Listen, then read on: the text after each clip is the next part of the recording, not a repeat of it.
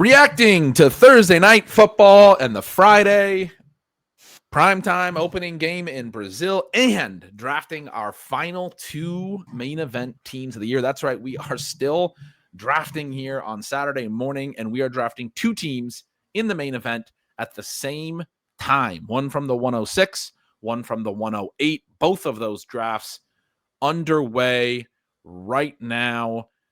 Jamar Chase goes 101 in both. CeeDee Lamb goes 102 right away in one of them. And as we work through these drafts, we're going to mostly focus on the drafts, but we'll also be layering in conversations about the games from the opening weekend. I'm trying to set up StreamYard and get us going on the visuals. Sean, how you doing? Good. Made it back to Kansas City, man. 33 hours on the road the last 2 days. I wasn't hoping to come back, obviously, to a Xavier-worthy injury, but I'm very excited to capture the joy and excitement of fantasy football. Drafting with you this morning. We're up in the first league here. Saquon Barkley's catches, which probably a one-off, had interested me. I was going to pitch him as a possibility there at 6. We have Brock Bowers, Justin Jefferson. I mean, those are probably the guys. Do you have anyone else you want to throw out here? No, same first 5 in both drafts. Gibbs, Robinson, and Barkley go. We don't get another Gibbs team. Lamb goes 102 in both. We are on the clock at 6. I think it's probably another Bowers team, right? I mean, unless you want to do Jefferson, I'm totally fine with mixing it up. Yeah, let's go Jefferson here, because I think we're going to get Bowers in this other one. I was thinking that might be our McBride, but Genty goes 106 in the one where we are at the 108. We take Jefferson in at the 106, and Genty goes 107 in that one. So he has risen. Now, these drafts are going to be interesting as you guys are listening. The scores from Thursday night and Friday night games can count for our week 1 teams. We can put them into our lineups, so we get to know those results before the games even start. Sean, Bowers does go there. So now we could have Jefferson at 8, or we can do our McBride team, because we just took Jefferson in the other one. What are you thinking? Yeah, you want McBride here? You want Christian McCaffrey?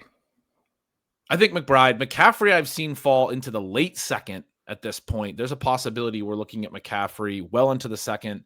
You have been driving, but McCaffrey, some news came out on Thursday, had a little bit of a calf thing, limited practice, did not practice Friday. The team saying everything's not a big deal. The fantasy community is saying that's what they said this time last year. You know, basically the pattern matching going on right now, that he missed most of the season last year with a calf issue. People very concerned, and maybe that is somewhat rightfully so. But yeah, McCaffrey, not even a sure thing for week 1, questionable for week 1. Had you not seen that when you suggested him there? No, as you point out, I mean, there are going to be a few things today you're going to have to help me with. Got in 4:00 on Thursday night, 3:00 last night.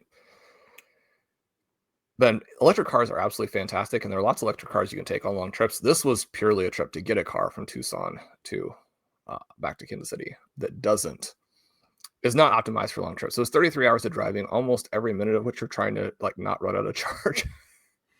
So there wasn't a lot of other things that I was, So as I say, you're gonna have to make sure we don't make any seriously bad moves in these drafts from an information perspective. When the schedule kind of came together for us, and McCaffrey does go in both drafts, one at 112, one at 203, a little bit more optimism today. We are on deck in the McBride draft. Nico, Neighbors, all of those guys have gone. and Almond Rock goes there. And so who's the, I guess, is it 8? Oh, we can take London with McBride. Am I missing somebody? Oh, Puka Nakua's there in that one. And then we're on the clock on the other one as well. So I'm cool with Nakua or London. We have London as an option in the other one as well. We're down to 40 seconds in the other one. What are you thinking? Yeah, Drake London, or I mean, I assume the news on Achan is kind of holding patternish. What are people expecting week 1 here from Achan? It's kind of holding patternish for sure. We're down. I don't know what people are really expecting. So we do take London there. In the other one, oh, you clicked Nakua in the other one. I was looking at the clocks and was getting a little nervous. Obviously, we don't want to do the auto picks. We get the 6 and the 8, and then the drafts are moving such that they both got on the clock at the same time. Basically, both times. The first round, a little bit of a gap. Second round, I mean, I would like to create a little separation between these two drafts so we could talk through them separately. But we go Trey McBride, Puka Nakua in one, Justin Jefferson, Drake London in the other. These are both very, very fun starts to get those guys that we had as clearly in that first round group, that top 17. Sort of as the draft season has progressed, Ben, you can get some of those guys a little bit later. Chase Brown going early in the draft where we had the 6, Bucky Irving going ahead of us there. Getting Drake London at that price seems pretty crazy. It's interesting to think about, what the mentality, the, psychologically, the takeaway from 2 games where you have a subdued but still very fantasy friendly game from Saquon Barkley. You have the 2 touchdowns from Javonte Williams. And then in Kansas City, Los Angeles, you have pretty disappointing performances from the backs. I mean, Isaiah Pacheco is basically Javonte Williams on the Kansas City Chiefs. And if you don't end up in those perfect spots, you're not going to score. Well, Marion Hampton looked mixed, right? You can see the ability to make some plays. You have an offense that probably is going to score a ton of points. You have an offense that's going to be able to, run a little bit more against most teams, but he did not flash. He did not impress. Is that going to carry over to any of the other running backs? I mean, mostly we've gotten the same basic picks that we tend to get, but we got a Chase Brown in the first round in one of these 2 here today. And Derrick Henry continues to go early. Does that surprise you at all based on seeing running back performances and how people think about these first 2 games? Not particularly surprising. No, it is. This is why we like to do these drafts. It's very fun to see people react to the early stuff. One note that I'll mention is Ladd McConkey in one goes at the 206 in the first half of the second round. That's one of the highest prices we've seen on him. This is the draft where we took Nakua. McConkey goes ahead of London there, ahead of Bucky Irving, ahead of Devon Achane. In the other one, he's still available in the third round. So in one, you have somebody who said, look, the Chargers offense looked awesome on Friday night. Justin Herbert looked awesome. They threw a ton. I was saying to you, I'm curious to see what that translates to in terms of not playing the Chiefs. I mean, the Chiefs have a very good run D, and I think you can really understand in a close game there. Late in the third quarter, it's still a 1-point game. Chargers hadn't really done everything they had done to that point, but they kept throwing. And that was very optimistic. And I thought the big takeaway from Friday night was how good Justin Herbert looked. He was fantastic. I mean, apart from obviously the Xavier Worthy injury being so disappointing and just the reminder that fantasy football is so brutal, but Herbert looked awesome. That guy is one of the top quarterbacks in the entire NFL. We see him running, we see him throwing. He goes out and wins that game for the Chargers and plays incredibly well. And I think that's probably why you see the optimism from McConkey. I mean, I think you could also have a pessimistic view on McConkey, which is that he gets outscored by 2 of the other wide receivers on his team in this game. He does go at 302 there. I'm not like overly discounting McConkey at this point by any means, but I do think that is interesting. AJ Brown has the very quiet week 1, will not be in the starting lineup because you get to make that decision. This drafter still takes him 304. We are back on the clock now at 306. Brown, McConkey have gone. Jackson Smith and Jigba goes in that draft. James Cook just came off. Amari and Hampton did not go in that one. He did go early in the oh no, he hasn't gone in either of the third rounds. What are you thinking here in the third with the Jefferson London team? Well, I'd be pretty happy to go with Lamar Jackson or seeing the quarterbacks running, making a huge difference. I'd be fine getting a little early Kenneth Walker, fine just pulling McMillan up. I like the Jackson call for sure. Yeah, we saw a lot of QB rushing. I think that's a great note. From a macro lens, I wrote on the newsletter after Thursday Night Football that I thought the Cowboys-Eagles game was so interesting from this perspective, and it's no surprise that you noticed it as well. I love when we talk about this stuff about the game. But apparently the Cowboys played zone on 100% of their dropbacks, which they had played a lot more man when Parsons was out last year as a result of him being out because they need to bring extra defenders and those things. They played 100% zone. That's why you saw a lot of the underneath throws from Hurts, and that's why you saw a lot of the scrambles from Hurts. I think we saw something similar from Herbert, a lot of scrambling. That QB mobility is so important in the modern NFL where they drop into zones, they drop the safeties over the top. And a lot of people had the take that Dak Prescott played really well but got let down by his receivers a little bit. I thought the big note was that the receivers had guys over the top of him on every throw and were laying hits on every throw. And it's kudos to Dak and the Cowboys. They were willing to take those shots, but tight windows. We'll get back to that. We're on the clock now in the third with McBride and Nacua. Hurts just went. That draft, Lamar went earlier than where we took him at the 306 in this one. So Lamar, Hurts are gone. Similar other players as options. We could do a Jane Daniels as well with McBride and Nacua. I'm very comfortable with either Ken Walker or McMillan as well. What are you thinking?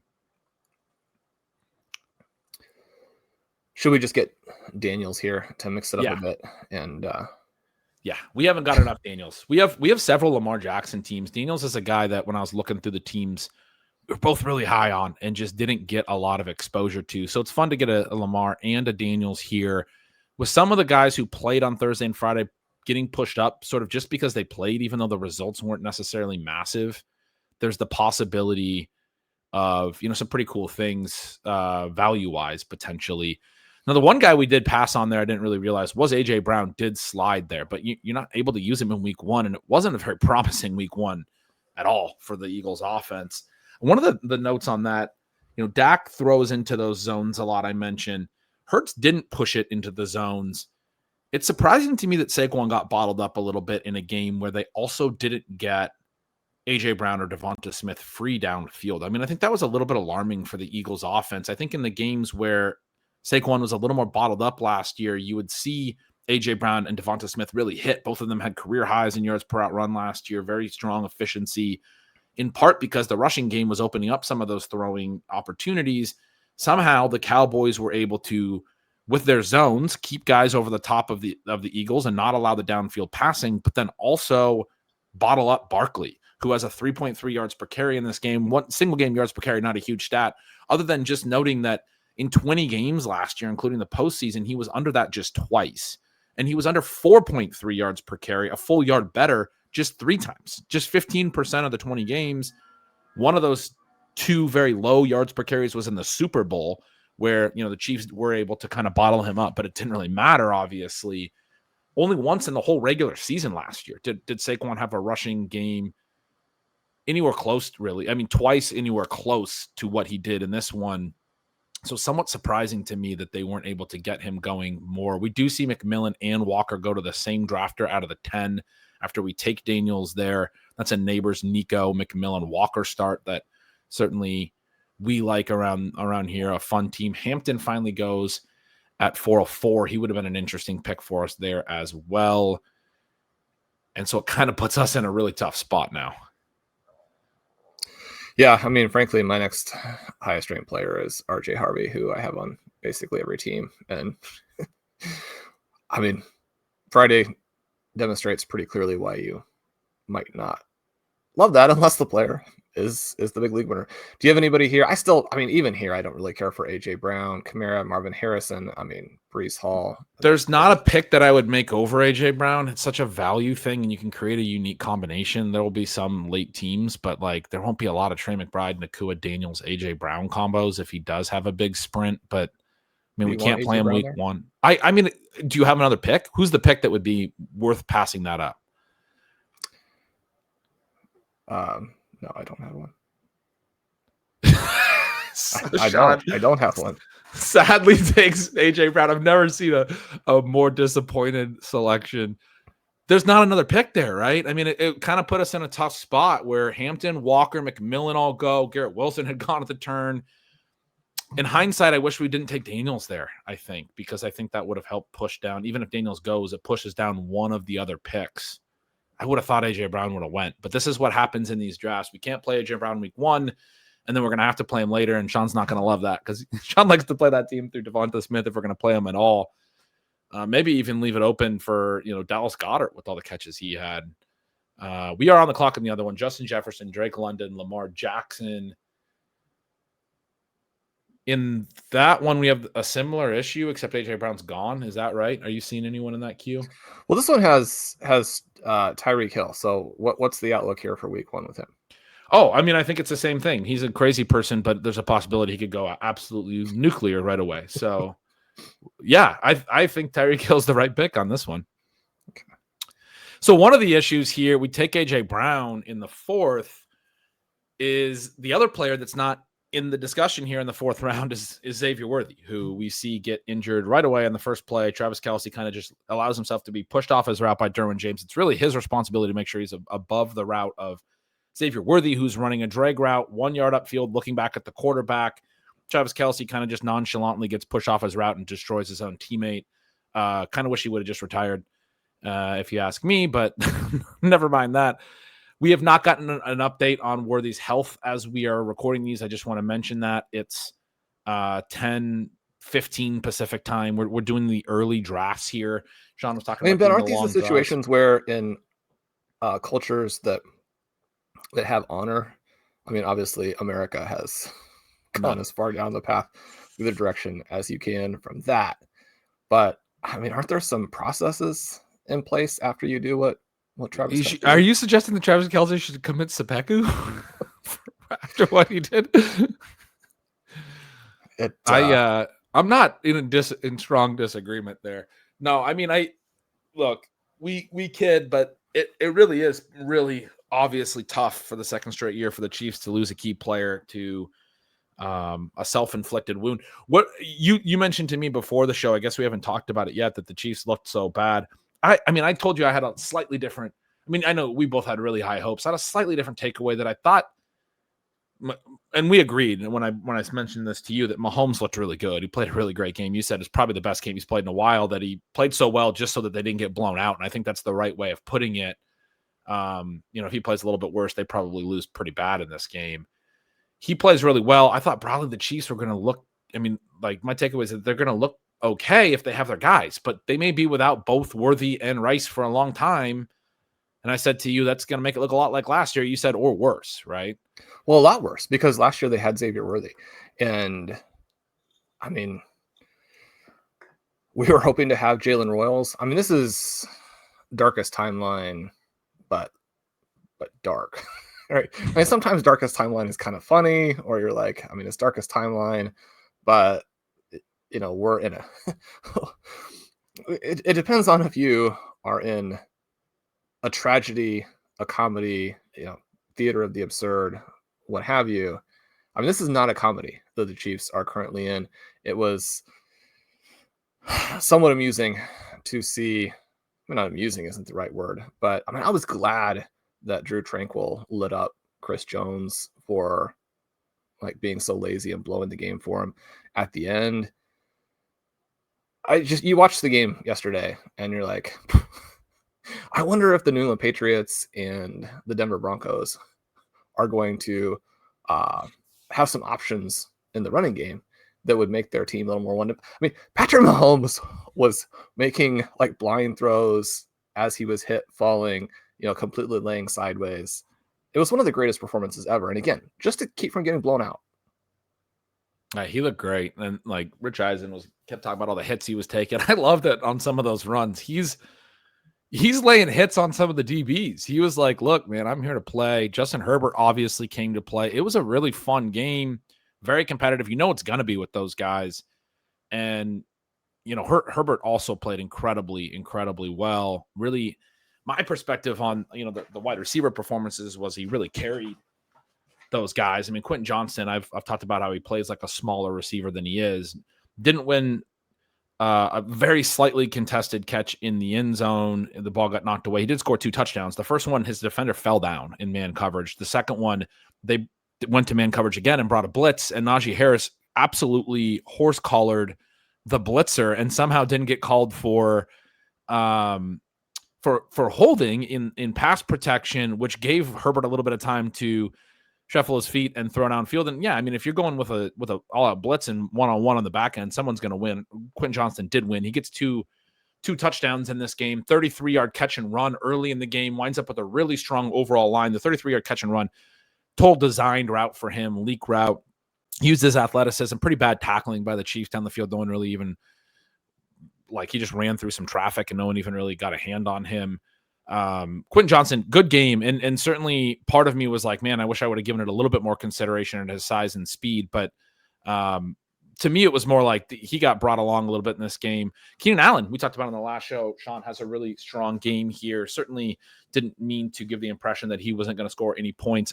I did feel like he was another one in this one that, as we talked through that one in the last one, it was mostly the nuances of the profile of Diggs or Allen, of guys that we don't draft at all, and whether either of them is worth taking and has the real meaningful ceiling. I think some people will see this Allen performance as evidence that maybe that's true for Allen. I would probably say the opposite, that he got brought along a little bit by the offense. And if they throw this much all year, the Chargers offense could be really, really exciting. And so these guys could get brought along a little bit. Oh, we're back up here. Sorry, I'm monologuing, but we are on the clock in one of them with 40 seconds. The Tyreek Hill team, Jefferson, London, Lamar, Tyreek Hill. RJ Harvey did go in the 4th. I was going to say it's him. So who's the pick here? What are you seeing? I think it's probably time to pull up Zay Flowers. It's okay. Oh, I mean, we're a tight end. Do you have a tight end that you like here? Oh, we can do Laporta. And he's fine. Yeah. There's no, I don't know of any concerns with him. You mean like health because you've been driving and stuff? Right. I thought I had seen a note that he had missed a practice, but that may have been nothing. I may be wrong. We're on the clock in the other one. Trey McBride, Puka Nacua, Jaden Daniels, AJ Brown. This is one where we need a wide receiver. Jameson Williams on this roster. Let's go. I was hoping he might come back. He went at the 502 in the other one. We didn't have him as an option. We take his teammate Laporta. In this one, he falls to the 508. We go ahead and take him. What do you think about my notes there on the Chargers? I mean, one of the things I think I said before the show and also maybe a little earlier was that they looked really good, and it was awesome that they threw so much. The Chiefs are a very good run defense, and by about the third quarter, the Chargers had not done a ton yet, and then they did a lot in the late third and in the 4th. They kept throwing to win, which was awesome to see. But was that the way the Chargers are going to play every week, or was it that how they played against the Chiefs? They knew they needed to go beat this division rival. They put the game in Herbert's hands. They knew they couldn't run the ball. I mean, in hindsight, it's like that's obviously what they did in that game. Is that going to be their new MO? And if it is their new MO, are you pretty excited about the Chargers? Well, it's just so hard to tell because, I mean, this was the Chiefs team that got embarrassed in the Super Bowl, right? This is the Chiefs team that struggled throughout the course of last season. The quality of the win or thinking through, what it means to beat Kansas City. If they have all of their guys and you have Patrick Mahomes and you're in a shootout, can you make the big plays in the big moments, all of those types of things. I mean, that's not really where we are. And I went back to check because after our conversation on the show, I was like, maybe I'm just really not thinking about some of these veteran receivers the right way. And it's just so tricky with Keenan Allen because the Chicago Bears offense was so bad last year. He did crush DJ Moore and Rome Odunze in targets per route, at least the way SIS has the numbers set up. I would think that's probably a positive. I would think that the offense is probably going to be good for him.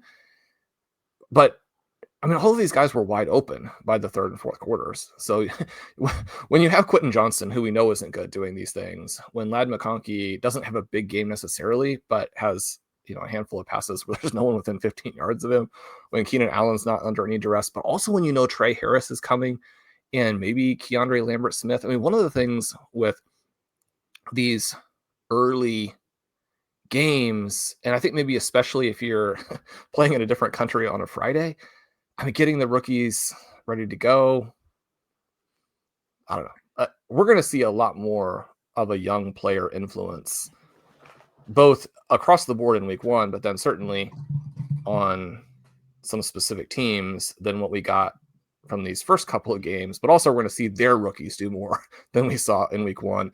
And that, I mean, Jaden Blue scores on a handful of plays where that would have actually decided the game in Dallas's favor. Now, could he have run the play correctly to, set up the opportunity that Miles Sanders had? I mean, maybe not. I mean, there's a reason you're inactive. Yeah, we are on the clock. Let's go back. Let's put a pin in that because I want to talk about that. That was a very funny moment. This is the Trey McBride, Puka Nacua, Jane Daniels, AJ Brown, Jamison Williams team. Does not have a running back yet. We don't have a running back on either of our teams, so we're leading into the bit a little bit right now. Is there a back you see as an option here, or are we? I mean, we're not probably taking Pickens. You shared with me maybe before the show you weren't super high on him. What are you thinking here? Waddle? Well, it's again a thing of just getting too much of a person. I think that Jerry Jeudy is easily the highest, the most valuable player here. Do we want that? Do we want? Yeah. No, I think we do. We're down to 10 seconds there. Let's take him. Let's pull him up. That's fine. We grab him because some of the guys that are sliding like a Pickens and stuff are going to cause guys to come up. Judy's not going to come back to us, and we do have AJ Brown on this roster that I kind of talked you into, and we have to bench week one. So if we think Judy's this valuable, and we both agree that he should be like a 4th round pick, he's going to be our week one starter very clearly. I like that we have him in here with AJ Brown, especially for the early, to get us going. We want to make the right wide receiver pick there because we have a 0 in our 4. Basically have a 1-game suspension that we drafted in the 4th round. So we are on deck in the other one: Jefferson, London, Lamar Jackson, Tyreek Hill, and Sam Laporta. Another very 0 RB team, and another one where I don't really see a running back. You sounded like you're with me. Javonte Williams went 602 there. People are into Javonte Williams. There was a little bit of burst early in the game. He ends up with a sub-4, very well below sub-4 yards per carry. Not somebody that I want to be pulling up necessarily. I just felt like he got 2 1-yard rushing TDs. His long run was 11 yards. Didn't think, Javonte Williams is going to get a lot of work, but I don't think this performance is worth. I mean, we can lock in the points for week one, but I don't think it's really worth a 6th round pick necessarily. Is there another running back, or I still don't love him at his original ADP. Okay.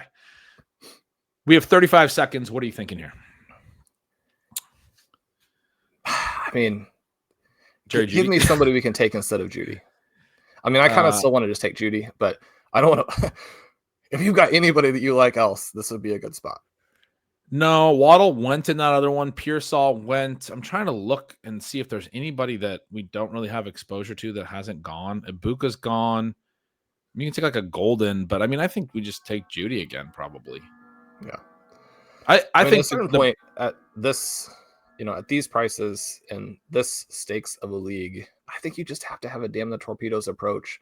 And I mean, you're going to have some guys who get knocked out, but you're also going to have some players where they beat ADP by 3 or 4 rounds, and you have them everywhere. I mean, you can make some moves in managed. It's very, very different than best ball. Yeah, I'm pretty excited about Judy in week one over at Standing Lines. Went ahead and took the over in that game. Look, the first 2 games, we talked about the ways that defenses were playing it and the QB mobility and all of these things being very important. I do think we're about to see, if the first 2 games are any indication, the macro stuff that we've talked about for so many years, Sean, and when the counterpunch is going to come for the offenses. Last year, we saw, a lot of running backs do well. The mobile QBs continue to be really important. That counterpunch isn't a strong counterpunch because of the element that the defenses are now, their focus has shifted to the most important thing. Like the analytics constantly said, you need to throw more, you need to throw more, you need to throw more. 2015 to 2020, teams started throwing more. We all celebrated it. Oh my God. Throw to build a lead, run to maintain that lead. It's so much fun to watch this brand of football. And the defense has said, oh, I mean, your offensive focus is on throwing because it's a more efficient thing to do. Why don't we stop putting the Zach Thomases and the Tony Siragusas on the field and trying to stop the run and be tough guys?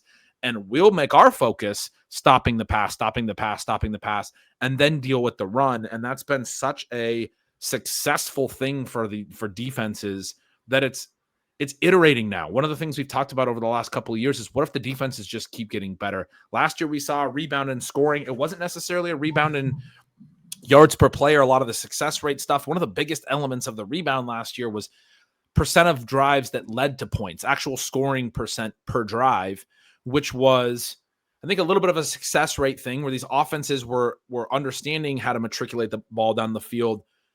Or I should say the defenses are giving them that, and that's what they need to execute. And they were like more focused on that. But that's like a small win mentality. It's like a conservative approach that they had to do, and they did it, and they executed it well enough to score more. It was also just that the kick return, the touchback rules changed, and the starting field position rose multiple yards. The league-wide starting field position last year, I think, went up about like 2 yards, and every other year it fluctuates within like half a yard because you're talking about a massive number of drives, a huge sample. It was all like in this really small band, and then it did jump a little bit, and it did, I think, help the percentage of drives being a higher rate of of drives finishing in points and in scores, and that being a big reason why the points were back last year. My point is, we did get more offense last year. It was fun to see. It wasn't necessarily like the offenses had a massive counter punch that showed all these great things. And these first 2 games here in 2025, Sean, I felt like the defenses. Now, one of the other elements is that it's often said that defenses have the upper hand early in the year, that offenses have not necessarily practiced enough. They didn't play a ton in the preseason. The defenses, the offenses start to find answers throughout the season. And I do think we may see some lower scoring early, but then progress into some more exciting offensive stuff. The whole chess match right now is very, very fascinating to me, Sean, because you're getting the both sides of it evolving, and the offenses understand they do need to take some of the short stuff. You saw a lot of rushing from Hurts. You saw a lot of rushing from Herbert. You see rushing from Mahomes. Teams, the QB mobility obviously was a big story in the first 2 games. The Cowboys approach was awesome. It's something we've talked about for years, that if they're going to try to take away those explosive pass plays, you still got to just throw into it. And Dak Prescott and the Cowboys just continue to throw into it. They continue to look for those explosive plays. And yes, he was let down by some drops.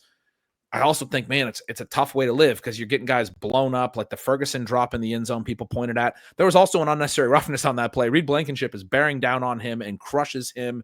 The CeeDee Lamb drop in traffic was tough, and the diving play, he's got a guy right in front of him. Some of those things, yeah, I mean, obviously you prefer them to be making those plays, but on basically all those throws, there's a guy bearing down.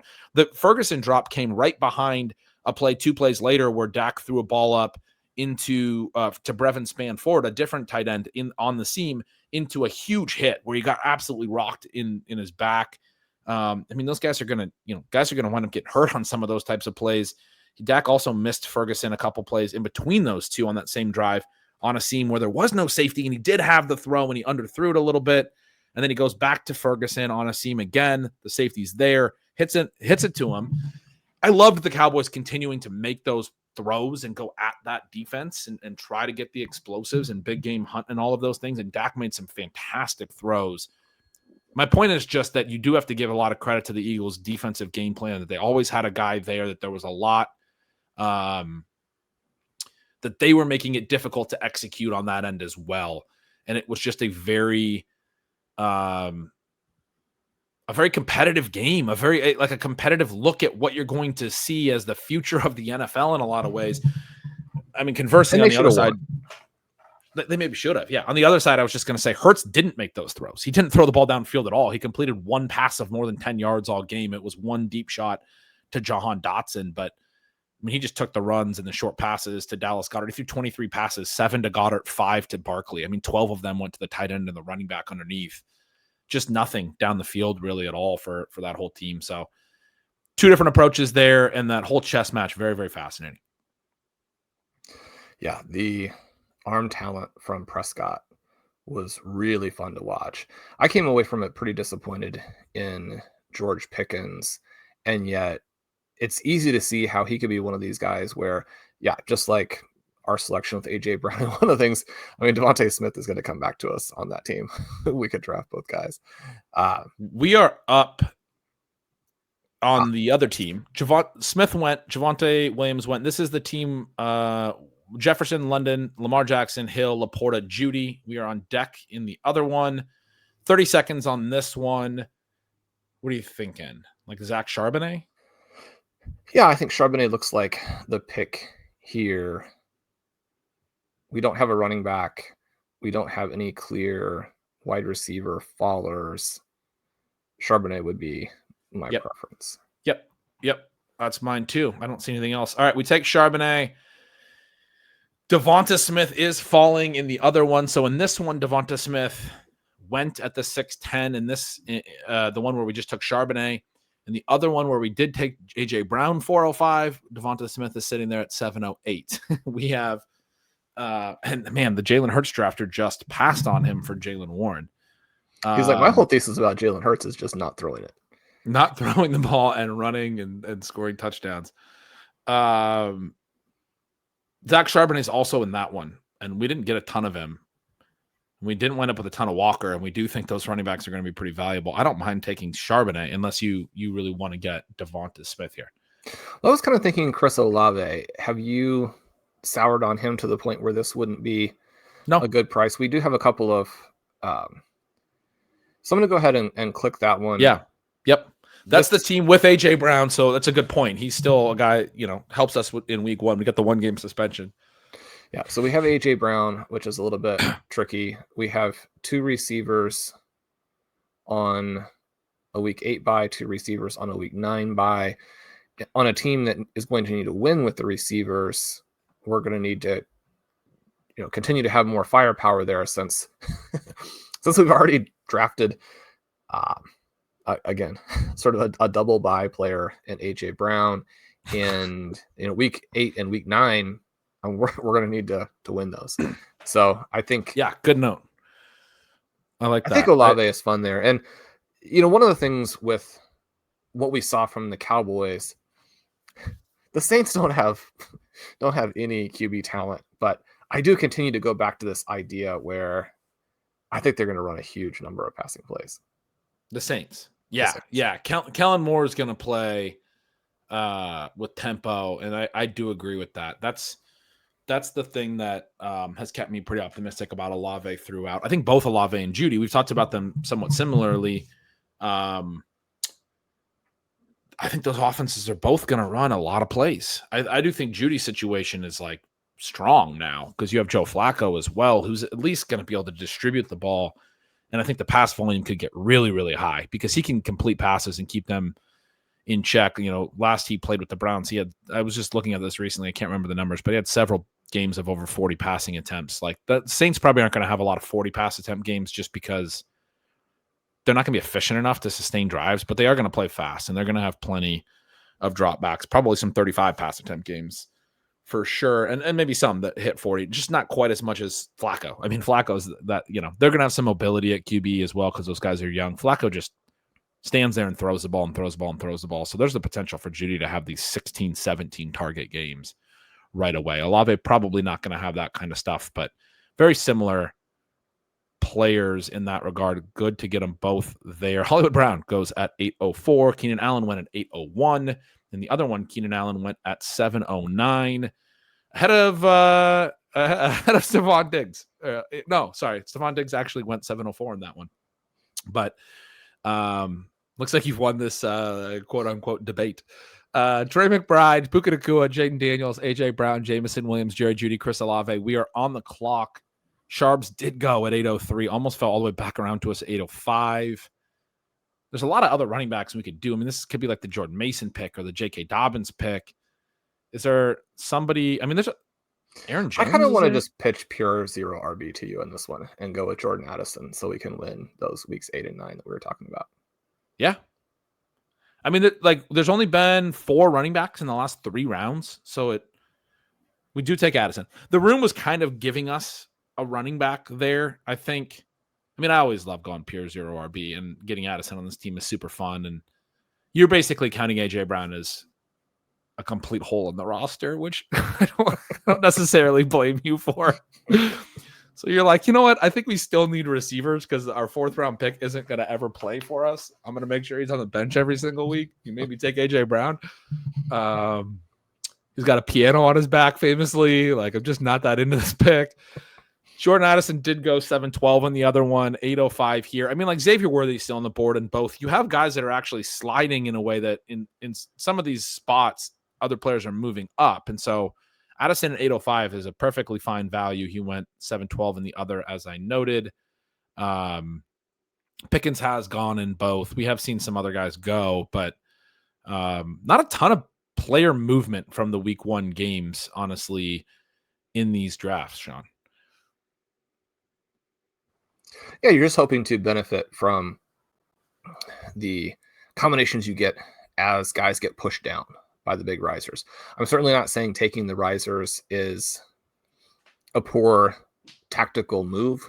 We've watched that actually work out very nicely for some drafters through the years. Guys like Quentin Johnston and Hollywood Brown. I mean, Hollywood Brown is interesting now because, I mean, he could be more or less the guy for a while if that injury turns out to be as serious as it seemed like it might be. The other problem, though, is just that he is terrible. And so, I mean, those things do tend to balance a little bit. Maybe you get a little more Tyquan Thornton. I mean, the other problem is he's terrible. Now, one thing I will say about this situation is, and part of the reason maybe Addison wasn't the pick in hindsight is just, I think Xavier Worthy makes a lot of sense. We're going to get an MRI today. Apparently, that's going to come in Kansas City. It's possible we find out that Xavier Worthy won't miss a ton of time. Maybe he misses 2 weeks or something. And then the drafts, even by Saturday night, may wind up, it's possible, may wind up with Worthy jumping up again a little bit, going in the 5th or the 6th round. Now, he could have a broken collarbone and be out for the year or something. I don't know. But if it's just like one of those AC joint injuries or something, you know, they're super painful, but it maybe is only going to cost him a couple of games. Anyway, we're on the clock in the 8th. I was basically going to say that this early Saturday morning drafting window may be the only window where you can get Xavier Worthy at like the 10th round. I don't know how far he's going to fall. I don't want to take him here in the 8th. The team where we took Charbonnet is back up. We have 4 receivers for week 1 in Jefferson, London, Tyreek Hill, and Judy. We have Lamar, we have Laporta, we have Charbonnet. This one, the 0 RB plug has been pulled. Are we just hammering running backs now, or are we going right back to a wide receiver that I'm... Well, do you have a guy? I wanted to take Ja'Cory Krosky-Merritt. He goes 1 pick ahead of us there. I'm not tracking it well enough. Who do you have in the queue? Who are some options? Oh, Michael Pittman, Cam Scatteraboo, Josh Downs, Bashal Tootin. I mean, we could take J.K. Dobbins here. It's going to be terrible value. Probably Pittman as a wide receiver 5 at this point, and see what happens at running back. Unless you want to go, what was going to be terrible value? Whatever the pick was, I wasn't going to feel very excited about. You're hoping to get better than kind of Michael Pittman as the consolation pick there. We were down to about 10 seconds, so I did click him. I mean, you could easily argue for just taking both Dobbins and then starting to get, you know, more of your guys. One of the things that's happened in these drafts, Ben, is that, and one of the things I talk about always with the 0 RB candidates countdown is the whole point is that we want to get like the best guys from each of the different sections of the draft as you go through. So you're sprinkling your roster with different level options, different types of profiles, guys who are maybe going to help a little bit earlier, guys who are going to help later, guys who have just immense long-term upside, but probably don't score early. At least the guys that I was interested in have now it's just crazy one of the drafts that I did, I don't know, sometime last week, I think had maybe 8 of the 0 RB candidates in 1 round. That's kind of where we are now with how the consolidation of, you know, people around those plays, you know. So Anyway, it's unfortunate to not be able to actually sprinkle those guys in at different prices. You and I have some early main events, some early teams, various sorts, where we have like 5 different guys who are now going in the exact same round. So it's fun to have some of those teams in there when you're now dealing with the current situation. Yeah, when we drafted the team, our last draft, where we had the discussion about Stephon Diggs, we were talking about, or I messaged you after, and I was like, I'm kind of glad that we're not doing a ton of drafts this final week, because we had a little bit of a tough time in the back half of that draft where a lot of what you're describing, a lot of our targets had gone and those things. I didn't say Dobbins there because I feel like every time I bring him up, you're not super into it. And we have taken Pittman in the 8th several times, and we were low on the clock. So I thought you would have been more into the Pittman pick. The pick for me there probably would have been Dobbins. I do think he's a really strong pick. In the other he may one, come back, I guess, is the other part of it. But I was just going to note in the other one, he's still there. Yeah. Would you take him at 908 as we barrel towards the fuller zero RB team? Ja'Cory Krosky-Merritt is also still there on that one with 2 picks to go. We'll see. Yeah. Hopefully we get either of those guys. Yeah, I mean, that would be awesome. They are the 2 highest ADP guys other than Worthy, so they could easily both go in these next 2 picks. Bashal Tutin has already gone in that draft, which is interesting, given that I thought that the Jaden Blue situation, Hampton not looking great, that some of those things might really push down the controversial rookies in drafts today. Yeah, that's a good point. Krosky-Merritt does go. This guy has gone sort of zero RB, and he took Breece Hall in the 4th, but that was his only running back in the first 6. The last 2 picks for him, Warren and Braylon Allen. He does have 3 running backs now. He handcuffed Hall with Allen, but it does read to me like somebody who may just hammer another running back here. I think we should be prepared for Dobbins to go. Is there other picks if he does go? Well, at that point, we're very clearly into Scatterboo territory. And so I think that would be kind of fun. Quinshawn Judkins. So he hammered the running back, but he went with Quinshawn Judkins. Are you okay with Dobbins there? Yeah, let's do it. Yeah, I love that as our RB1. You go full zero RB. Look, Dobbins' health is going to be an issue, but he's going to play a lot early. And I think throughout, because I think Sean Payton likes to use both backs, and I think that's fine. I think you can still play a lot of RJ Harvey. I've said all along, I think you want exposure to both of these guys.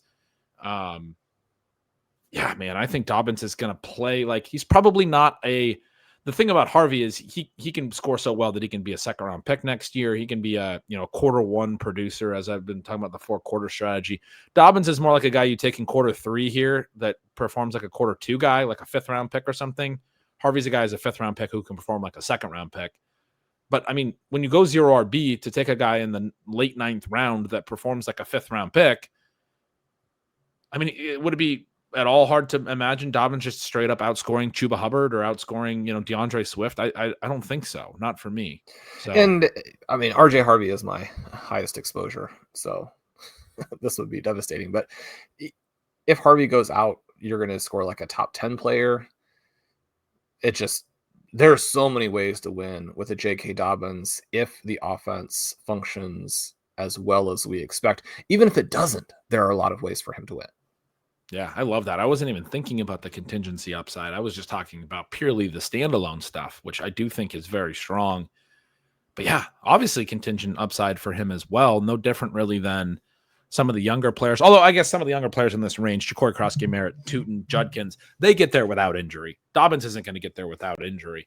That anti-fragile nature of those rookie running backs can see their contingent, their upside just materialize. So we're on the clock on the other one, and Dobbins did make it back in the other one. Are we just balancing our Harvey exposures today, or do you like another path? Krosky-Merritt's gone in that one. Am I missing another back? Quinshawn Judkins did sign his contract today. That's why he went in the 9th round. You may not know that information. Oh, he went at 801 in the other one. He's gone in both. Okay.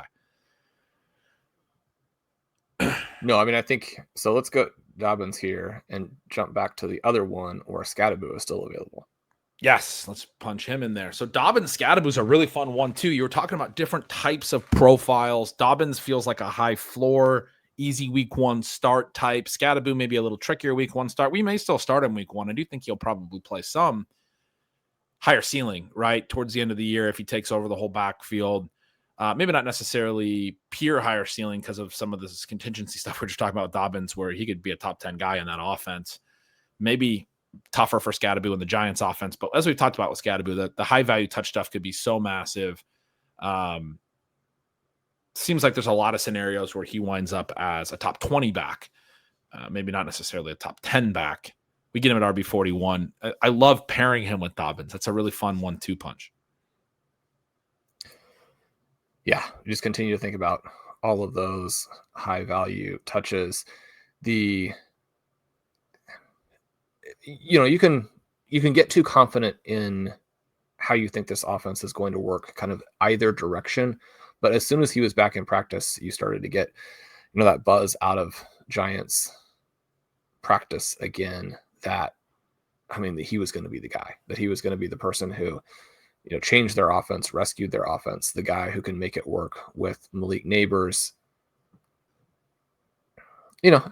Well, we're still waiting to see how many of these rookies are actually even active in week 1. We could get some more, not even necessarily surprise inactives, but just guys where you're kind of hoping that they're going to get out there and play. And maybe for whatever reason, they don't. It's kind of funny because Brashard Smith, at least in my fast watch this morning, as I was trying to get ready here, didn't do anything. And yet it seems like a huge win for him that the Chiefs have so little in Isaiah Pacheco that Kareem Hunt was taking the high value touches. Yeah, that's another one we definitely need to discuss. I'm going to give the listeners a quick update on our 2 rosters right now. We have Trey McBride, Puka Nacua, Jaden Daniels, AJ Brown, Jamison Williams, Jerry Jeudy, Chris Olave, Jordan Addison. That was through 8 rounds, no running backs, 6 wide receivers there because Sean decided that AJ Brown is not a player. No, I'm totally kidding. J.K. Dobbins and Cam Scadaboo in rounds 9 and 10.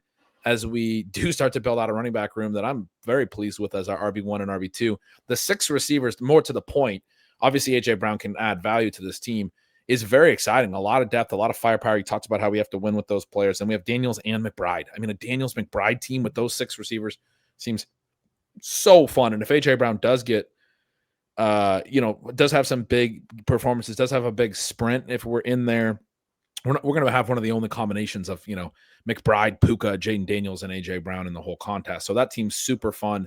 The other one, Justin Jefferson, Drake London, Lamar Jackson, Tyreek Hill, Sam Laporta. We get an early QB and tight end in this one as well. Jerry Jeudy, Zach Charbonnet, Michael Pittman, J.K. Dobbins. So we get Charbonnet a little earlier. We wind up with a little bit less early wide receiver depth, although we went Jefferson, London in rounds 1, 2. So you don't need quite as much full-on wide receiver depth as when you go tight end in 1, QB in 3, and AJ Brown in 4, who you're not even starting in week 1 as your wide receiver 2. And so this one, little thinner at wide receiver from that perspective, but Tyreek Hill's the wide receiver 3, Jefferson, London, you get Jeudy and Pittman on the back end, and then you get Charbonnet and Dobbins. That one's just barreling toward the round 10 pick. The other one, we just took the round 10 pick, which was Cam Scadaboo. That one is at the 10-11 turn.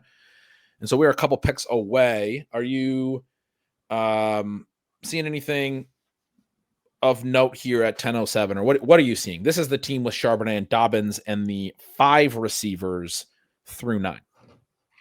Yeah, so Josh Downs does go there a couple picks ahead, so we can't balance both of our Colts receivers in this one.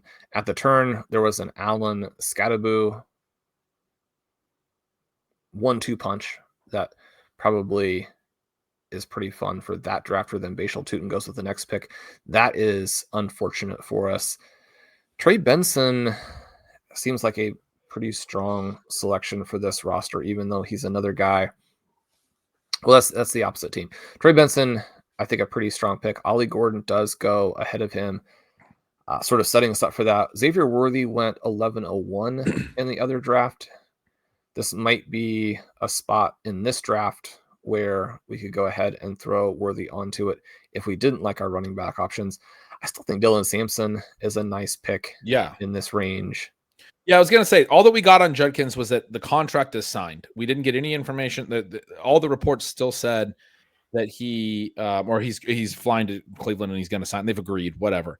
But they said that the investigation is still ongoing and there's no report on whether or not he'll even when he'll play or any of those things. And so there's not a huge change in his expectations. I do think Dylan Sampson's still very much draftable. Again, I'm kind of updating you to let the listeners know. I'm sort of updating you because you probably haven't heard the details. The way I read the details is it maybe sped up Judkins' timeline a little, but it wasn't really a huge change to what we were expecting on Judkins' timeline. It's just that they are going to get the contract signed before week 1 here. He has not practiced. He's not done any of those things. I do still think Dylan Sampson's going to have the clear early season opportunity to earn some real work. I mean, it does seem more likely that Judkins will be involved throughout this season now that contract is squared away.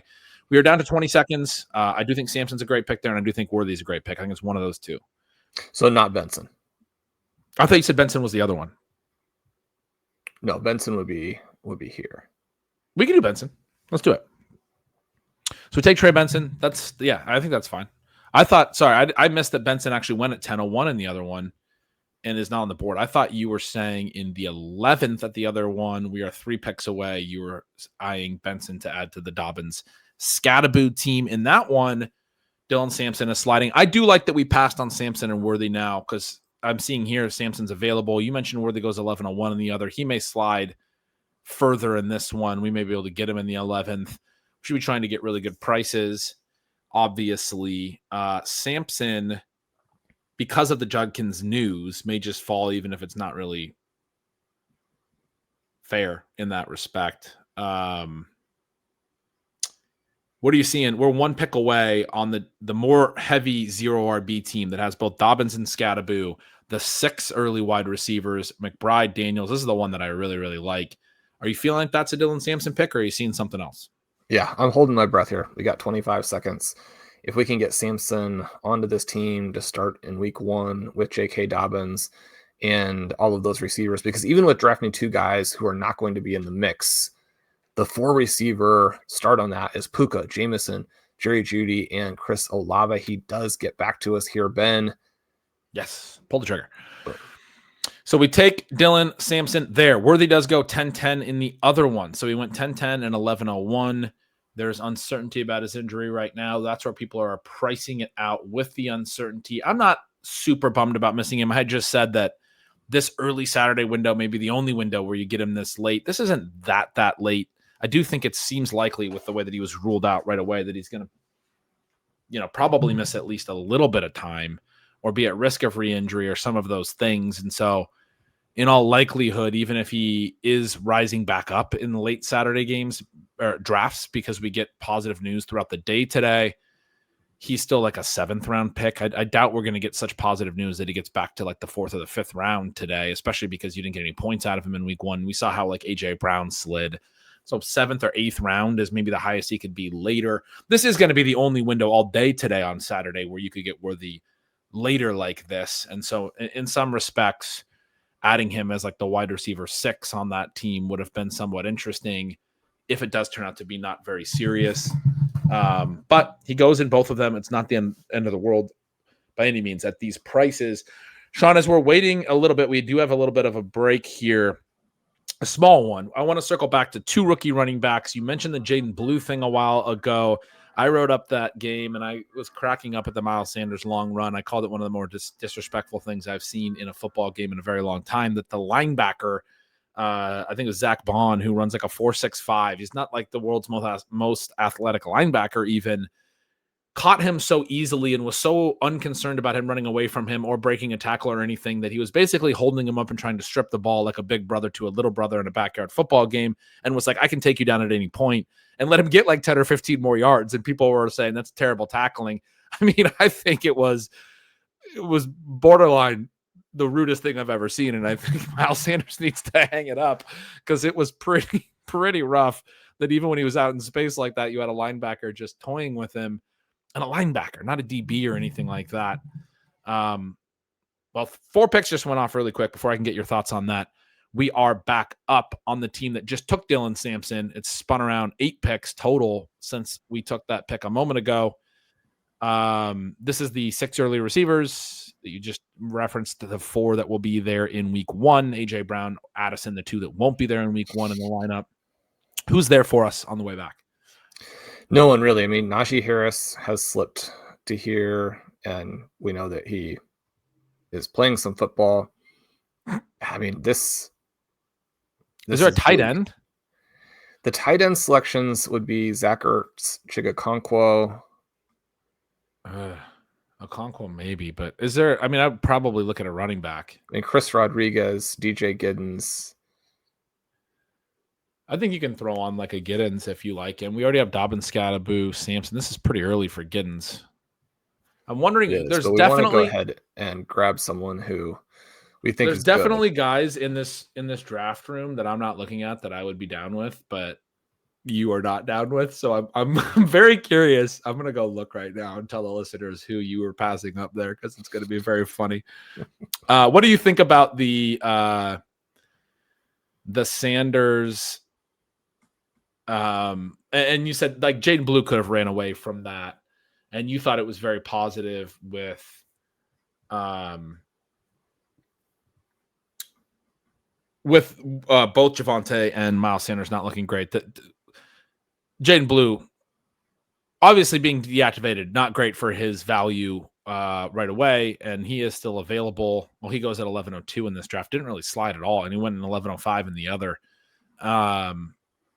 We're back on the clock. In the other one, this one is Dylan Sampson and Luther Burden are both very exciting picks. This is the one that only has the 5 receivers, where we already have 3 running backs, and I was kind of thinking about Worthy for this one because we didn't have quite as much receiver depth early. So, I mean, Burden on this team seems very fun, but so does Sampson in that regard. I mean, we would probably play him week 1 over Charbonnet, don't you? I mean, how do you feel about Charbonnet for week 1? I think Charbonnet for week 1 is a nice play. I think that we can. Let's see how far Sampson. Okay. I don't know. I mean, these are both fantastic picks. No, let's take Burden. I agree with that. Sampson's the one that has a chance to continue to slide. And we just got him in the other draft, and we have a ton of exposure to him overall. This team could use a rookie receiver in Burden. It is tricky with Jefferson and London, but I mean, Tyreek Hill as the 3rd, and then all you otherwise have is Judy and Pittman. Tyreek Hill could completely be a non-factor for this team. And so you do need some receiver depth probably. But yeah, talk about where you're at with Jaden Blue right now. Well, then you were asking, who's still available. I feel like Xavier Leggett may have got some Quentin Johnston juice there going in the middle of round 12. Will Shipley as a vaguely injured player goes 2 picks later. So you want to know who was available besides DJ Giddens. The next 3 picks were Chris Godwin, Xavier Leggett, Will Shipley, and then Mason Taylor. I'm looking at the running backs. It's Najee Harris, Jerome Ford, Tyler Algier, Rashad White, Woody Marks, Joe Mixon, Tyjae Spears.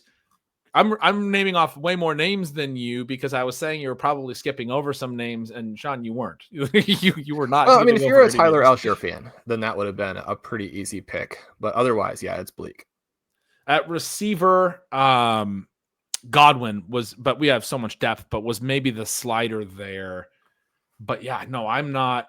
I would not have pounded the table for any of these guys. I mean, it's almost like you're at the Harold Fannin selection. You talked about the tight ends. Okonkwo, I said would have been my play, but Fannin we've taken in the 14th. I don't know that we needed to take him in the 12th there, but yeah, Algier probably for me would have been a little bit of a preferred running back. I think that's a good point. Najee Harris maybe, but he looked bad. I mean, barely played. He got 2 touches and didn't look necessarily very good. Chris Rodriguez probably not going to play a ton. There's not much here, Sean. So I do think grabbing Giddens as an upside swing there is pretty exciting.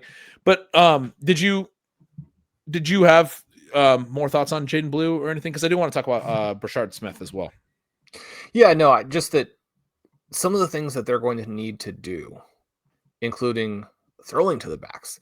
I forget the exact play now, but there was an opportunity in the passing game as well to break a meaningful play, a passing game opportunity to the back. And one of the things with Miles Sanders in this game is that he seems like he has just very definitively blown his chance at the portion of the split. And the funny thing about that is that's despite the fact that he's the guy who broke the big play. Javonte Williams would have been caught even earlier in that run. It's a weird deal because if you drafted Jaden Blue, you wanted to see him do some fun things in this first game. But yeah, it's actually super positive for him, even with those Javonte Williams short touchdowns. That was my takeaway as well. I pretty much told people not to cut him. I think in the shallower formats, some people will have to, but I don't think, and it's the early game. And, maybe they just were like, look, we don't want to have our rookie exposed right away. But, the Dolphins, the one that always comes up, the Dolphins did something like this a couple years ago with Devon Achane. Then they had him active the next week. He played 6 snaps. And then in week 3, he had 200 yards and 4 touchdowns. And I'm not saying Jaden Blue's going to have 200 yards and 4 touchdowns, but that is a name that you comped him to throughout this offseason a little bit, Devon Achane. I didn't know that was going to mean the week 1 inactivity to that extent, but the Shawn Siegele comps, they work in mysterious ways. We are on deck. I got the little voice in my ear now that I opened up this draft room. The running backs who went since we took Giddens: Shipley, Ford, Algier, Taj Brooks went in the 13th. That's a name I didn't even get down to when I was reading through, but I thought was interesting. Blake Corum, Tyjae Spears, obviously on IR, but I think also was another one that was somewhat interesting. And Chris Rodriguez does go. Najee Harris still sitting there. Chigo Okonkwo did go. It's 13:08 where we're going to be on deck. A kicker goes. Brandon Aubrey right before us. He did make some long field goals there. Probably a pretty fun pick, actually, to take Aubrey. Not a bad selection at all. Then I just, unless I get a huge pushback from you here, I'm just going to click Harold Fannin. Yeah, no. The opposite. I'm pushing behind you. I'm pushing you into Harold Fannin. We're on the clock in the other league. That's the one that's only in the 12th round now. That's the one where we took Trey Benson along with Charbonnet and Dobbins, and then we got Burden. We hoped that Dylan Sampson would come back. He did not. He went 11-12. We are back on the clock. I don't have that draft room open. What are you seeing? Yeah, it's similarly not good. Nick Chubb is here, and as gross as it is, that might be the play. Otherwise, I think not risking Fannin is actually my other preference. No. Jerome Ford is still available. Tyler Algier is still available. I like Chubb. It's really early. I know you're we were down to like 4 seconds.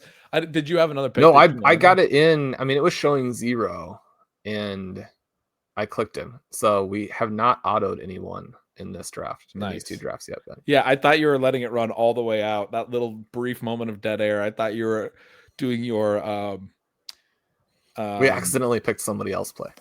Yeah, your your defiant auto pick. I didn't actually select Nick Chubb, but accidentally selected him. No, he's been going in the 12th, and it does seem like he's going to get all their work, like all of their work.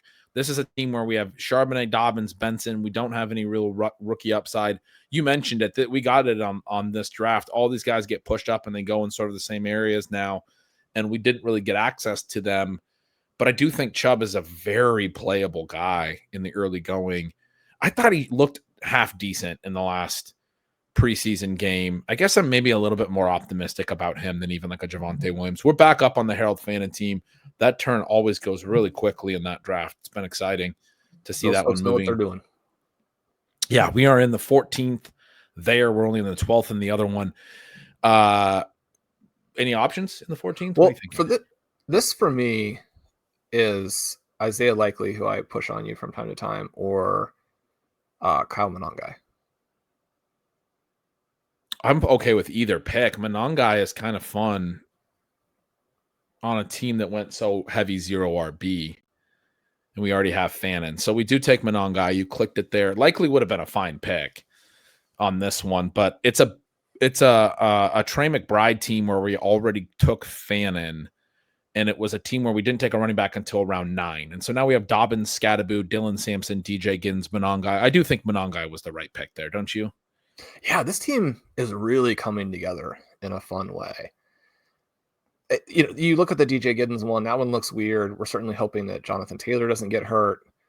But the mix of players is perfect for a team that started with the 6 receivers, but it's not just the 6 receivers, Ben. It's the 6 receivers with Trey McBride and Jaden Daniels. I mean, the starting lineup on this team could end up being insane. This is one of our absolute favorite teams, and that's what you hope when you draft a Saturday team. You get one of those final teams that's really fun. This is a nice balance for us right now when we have so much exposure to Xavier Worthy. God, that injury was rough in the first game. But we were going to talk a little bit about Brashard Smith as well. He played on the second snap of the game, ended up being the run play to Worthy before Worthy got hurt on the third snap of the game. He was out there on some different pass plays. They used both Pacheco and Hunt, but I did agree with you that the Smith stuff was very optimistic, that they got him in on the first drive. They showed that sort of Jerick McKinnon type usage.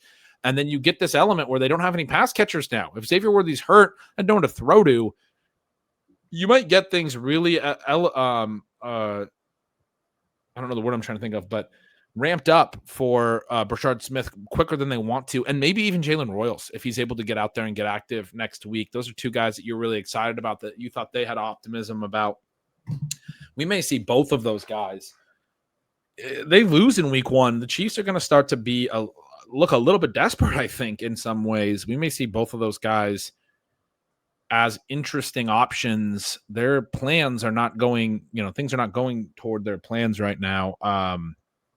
But yeah, Pacheco, I think that's one I got a lot of pushback on, the fade on throughout draft season. I mean, I feel really, really good about it. He gets 5 carries in this game. Hunt gets 5 carries. The big point was, yes, he's maybe the RB1 in name in a good offense. And people say, well, RB1 in a good offense is going to score a bunch of touchdowns, all this stuff. The point was, this team throws a lot, and this team doesn't use Pacheco in all the different phases of the running back roles. And so you have games like this where he runs 5 times, catches a couple balls, and he gets like 7 touches. And he is the starter, and he is the number one. But they use Kareem Hunt and all the short yardage stuff, and they use Brashard Smith on some of the passing down stuff. And suddenly Isaiah Pacheco doesn't look much better than some of the rotational backup running backs that go in these rounds that we're in right now, in the 13th round or the 14th round. What do you think about Brashard Smith, though, in terms of what his profile is going to look like? Yeah, it's probably still going to be a little bit of a slow burn, a difficult build into it, but that pressure to get going is going to be there this season. I mean, this is the worst situation the Chiefs have been in. I don't think that you want to overstate a loss that was competitive without a lot of your guys against a very, very good Los Angeles Chargers team in Brazil. And yet there's only so much messing around you can do. And one of the things with Isaiah Pacheco is that he actually relies on having all of those receivers available so that teams just sit back and beg them to run. He's a lot less valuable if the teams are like, okay, I mean, we can stop your receivers because you're running out Juju Smith-Schuster and Tyquan Thornton and Travis Kelce against us. That doesn't set up nearly as nicely for him.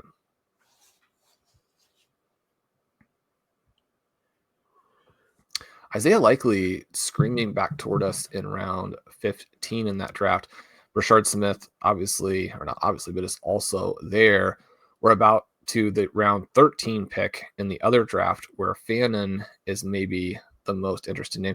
Will Shipley didn't really drop in one of our 2 drafts. He is falling a little bit in the other. His injury when he was in the game early, and at least one of the plays looked very good. That was, I mean, if there were 2 guys that was really interesting to see what they were going to do in week 1, it was kind of Will Shipley as is there going to be any standalone value there? And then obviously Xavier Worthy. So those are the 2 guys that got hurt. That's what happens with fantasy football. You've got to be ready for that, or you shouldn't be playing. Harold Fannin here, 1306. Harold Fannin, 1306. Brandon Aubrey went 1305. Shipley, 1304. We take Fannin on the Laporta team as well. I really like getting him behind Laporta. Aubrey would have been a fun pick. We talked about it. He went the 13th in the other one. He goes ahead of us in both drafts. 1 pick ahead of us. Our fun kicker decision. Shipley, I wrote up as being basically wrong on, because it was exciting to see. It was exciting to see that Barkley, just a couple plays into the game, tapped himself out. And it just, to me, seemed like it was an indication that they were planning to rotate and, letting Barkley know, hey, you can come off when you're ready to come off. Shipley comes in, plays the next 3 snaps, gets 2 touches, has a long run on a swing pass that actually went down as a run, as a backward pass, but gets like 20 plus yards or whatever it was down inside the 10-yard line. Looked good, and then gets hurt on a kick return. And when I wrote up that game, I mentioned I had been kind of skeptical of the standalone value thesis, but it did seem like that was the plan. I had somebody point out to me on social that they did some of that stuff early in games with like Gainwell last year. I don't know, man. I thought it was a little different with the Shipley stuff and the ways that it came about, that it felt a little bit more organized and intentional. Your guy likely does make it all the way back to us in the 15th on the team with McBride and Fannin, where we took Monangai in the last round. I don't really see any other pick unless you want to just get Troy Franklin now. For the listeners, all of our debates about Troy Franklin all year, the early first offseason waiver run went through, and Sean went through and put Troy Franklin as the top waiver bid on every single team. So we are heavily exposed to Troy Franklin at this point. I moved the bids down, but we still won. So we have a lot of Troy Franklin. We could take him as well, but it's up to you. Likely or Franklin, I think, are strong picks here. So you're pretty comfortable and confident that Brashard Smith, without any real role or scoring, will come back? I think I would be, but we could take him, certainly. I don't really see the thesis for Likely. So we did take Likely there. You're into it more, and I like to obviously have exposure to the plays that you like because you're very good at this. But also just because, we're co-managing those things. I would have been fine going Brashard Smith there. It's kind of just giving you the floor to make your selection because it seemed like Likely or Franklin, based on the way you were bidding on Franklin, that you would want to take him in the 15th round. You're bidding on him like he was a 10th round pick that was somehow available. Oh, Troy Franklin. We are almost back up in the 14th in the other one. Likely available there as well. Monangai available there as well. Similar discussion. That one only has Charbonnet, Dobbins, Benson, Chubb. I guess I feel like Monangai is an even better fit on that one. We probably want to get a rookie running back of some sort. Is he the best? Well, we have Spears, Giddens, Brooks, all as possibilities. Those guys have really slid in this one. So this draft at running back has been very, very different. Yeah, we took Giddens in the 12th in the other one. This is at 1407. More than 2 full rounds later. I would be fine with Spears, Giddens, Brooks, any of them. Spears maybe fits with the Chubb and Dobbins sort of early season angles as well. So either of those guys is fine by me. So we'll go ahead and take one share of cheap Spears. He might have been my highest exposure player in best ball when he got hurt. So that was pretty disappointing. This might be the Franklin pick that you were joking about a second ago. In round 16, it could be Brashard Smith. I think Smith, because you said before you took Likely, do you think Smith will come around to 16? And now we're here. I think this is the team where we went further 0 RB. It's Dobbins, Scadaboo, Sampson, Giddens, Monangai, Smith. We add to it.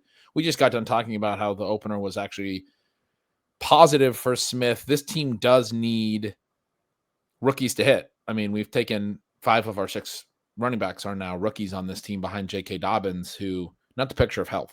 So if he misses some time, we may be looking at, needing 2 rookies to hit. We have the early season stuff covered with Dylan Sampson and Dobbins. Scadaboo hopefully plays a little early, but with Giddens, Monangai, I like adding Smith as well as another upside contingent play. Things may break favorably for him over time. Maybe even in the shorter version. You meant or shorter timeline. You mentioned a little bit of a slow burn there. I like grabbing him there. We may not get Franklin, Sean. We can always add him after the other managers cut him when he runs not enough routes in week 1.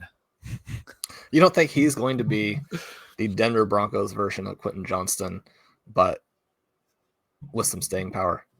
I mean, the Quentin Johnston thing was interesting to me from the perspective of I really felt like all of the people piling on Quentin Johnston over the last couple of years and the people who liked him, like, so the pile on is in some ways more on those folks, was so much of a hindsight type of thing where they're ignoring the fact that he actually was fantastic at TCU, ignoring the fact that he can run after the catch, ignoring the fact that he is a big, really athletic player, and not emphasizing enough the fact that maybe there was going to be a bit in the way of growing pains and that there was some coaching misusage, especially as a rookie, which can set you back, right? There's so much pressure on those first round picks.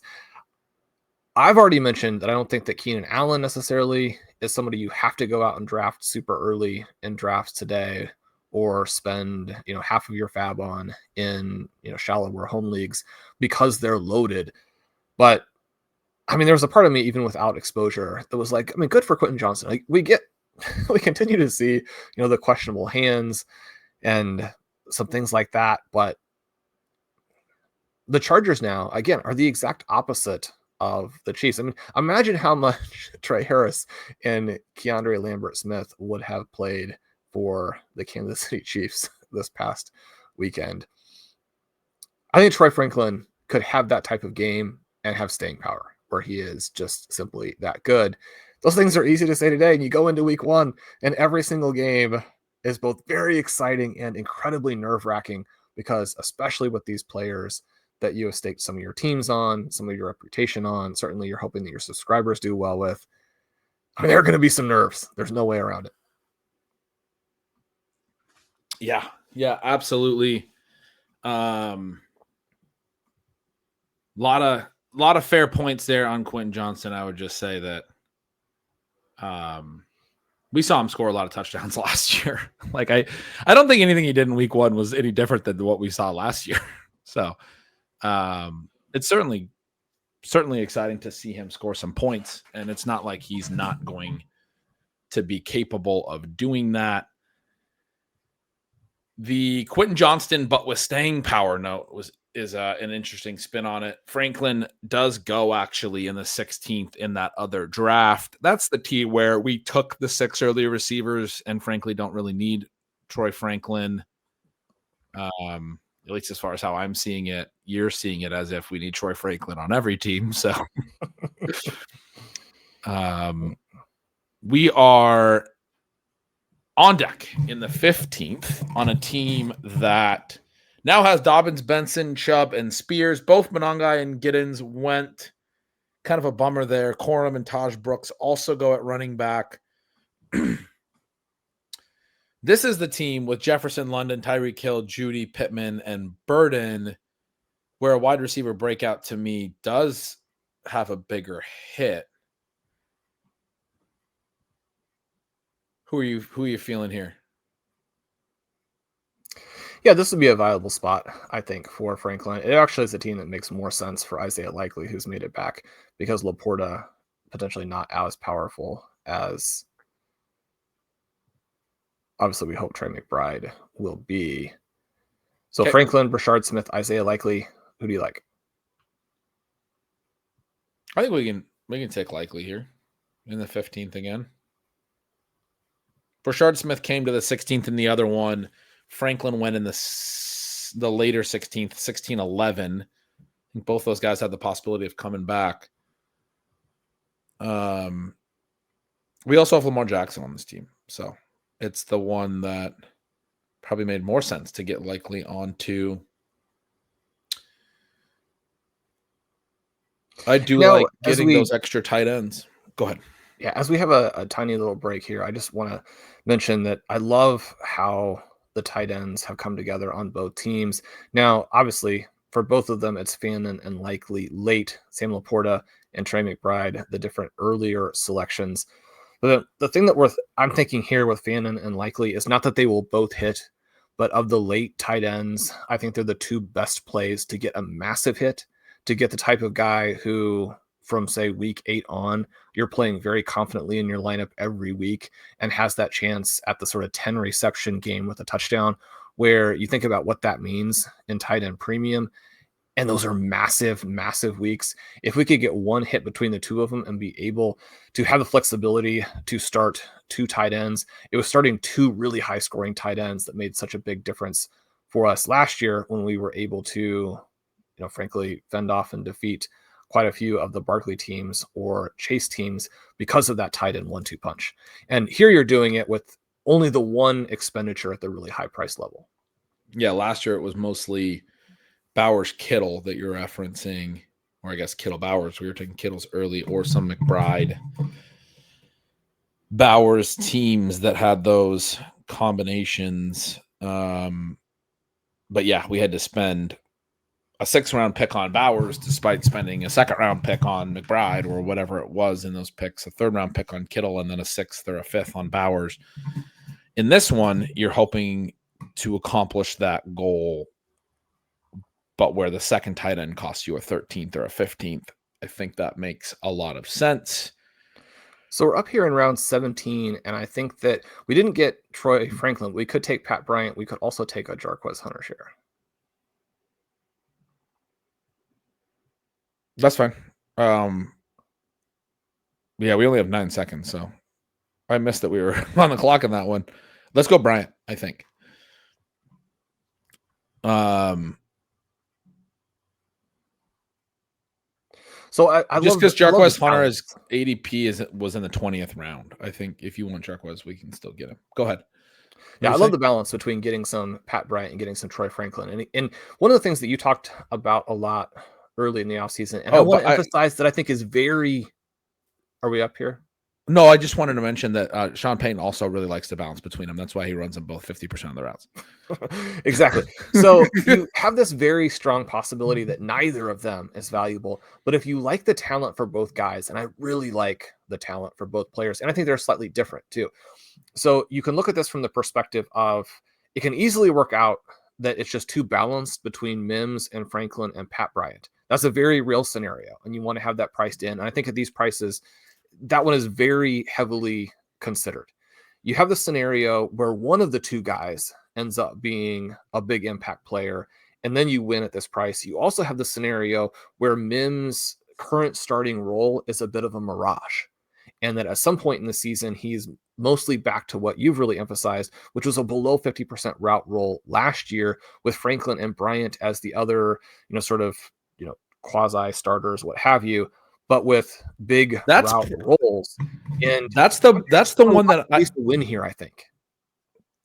Sorry, go ahead and finish. I was cutting you off. I missed that line. There are a lot of ways to win when you have a variety of scenarios that work. You also have some scenarios that don't work, but at this price, I think that's okay. Okay, we are actually up in one and on deck on the other, but that scenario you were talking about I was just going to chime in and say that's the one I do see the most, where Mims is out of the not significant in the rotation, more rotational. We are on the clock in the Bryant one. Again, that turn goes so quick every time. Is there a D or a kicker or something that we would maybe want to take there? Or is this the Cam Little pick? Oh, you want to take Jarquez Hunter, obviously. Well, can we take Franklin on this other one and jump over? Yeah. We can take Franklin. That's fine. That is a team that Franklin made a lot of sense. I would like Little here in 18 for... Yeah. Is that what you're leaning? Yes. Yeah. Anything other than Jarquez Hunter. No, I'm just kidding. I'm kidding. I got to keep the audience engaged because they're hearing the same 3 players every single time from you. So I gotta joke that we hate these players, and there's actually some deliberation. Go ahead. To give people a sense, the ahead of the Franklin pick there, we had in that round Theo Johnson, Kareem Hunt, Joe Mixon, Kyle Williams, Damian Pierce, Jonnu Smith. Jonnu Smith would have been an interesting name where we took likely. I think in the league where we spent more for likely.